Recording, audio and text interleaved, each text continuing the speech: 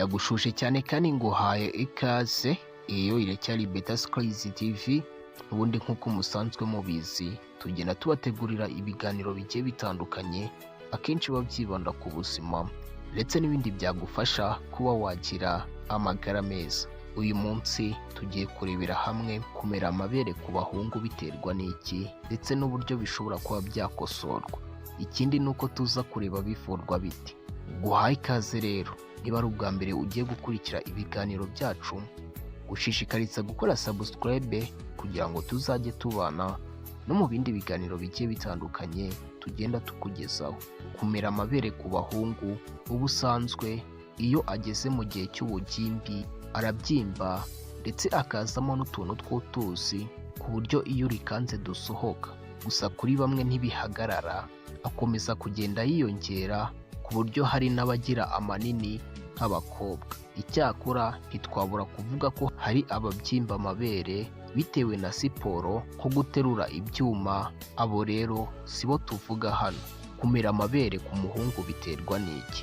Mu kuvuka kwacu 70% bavukana icyo kibazo, gusa mu gukura bigashira.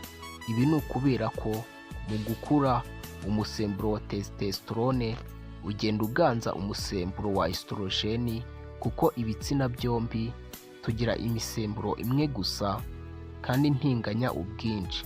Ibi akenshi bimara imyaka 2 kugera kuri 3, nyuma yaho bikikiza. Nyamara kandi hari ibindi bishobora gutuma amabere y'umuhungu akura. Ibi ni ukuvuga ko harimo imiti igabanya ubukana bwa sida, imiti imwe ya kanseri, urumogi cyane cyane marijuana ndetse na heroine mu ngo, imiti y'ikirungurira, imwe mu miti ikoreshwa kugabanya stress, kimwe n'iy'uburwayi bwo mu mutwe, imiti y'umutima igabanya guhangayika, imiti inyobwa n'abashaka kuzana amatuza izwi nka steroide, imikorere mibi ya tiroide. Iyi akaba ari imvubura iba mu gice cy'umuhogo iyobora imikorere y'imisemburo. Harimo gutobagurika k'umwijima, kuba umubiri udakora imisemburo gabo ihagije, kanseri y'amabya ndetse n'ibindi. Muri rusange izo nizo mpamvu zatera kubyimba amabere. Ese biravurwa?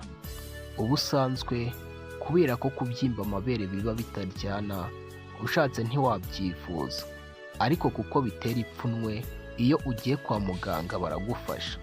Muganga mu kugusuzuma niho amenya impamvu ibitera. Iyo rero ya mpamvu yabiteraga ikosowe, nabyo birakira. Gusa iyo byarenze hitabazwa kubagwa nk'umwanzuro wa nyuma, bagakuramo ibinure biri munsi y'ibere.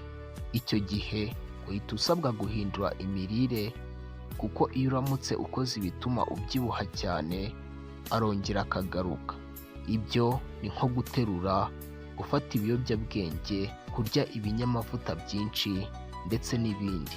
Ndagushimiye cyane rero, tuzakomeza ubutaha tugenda turebera hamwe n'ibindi bigiye bitandukanye iyi sheni yacu ya YouTube igenda igutegurira.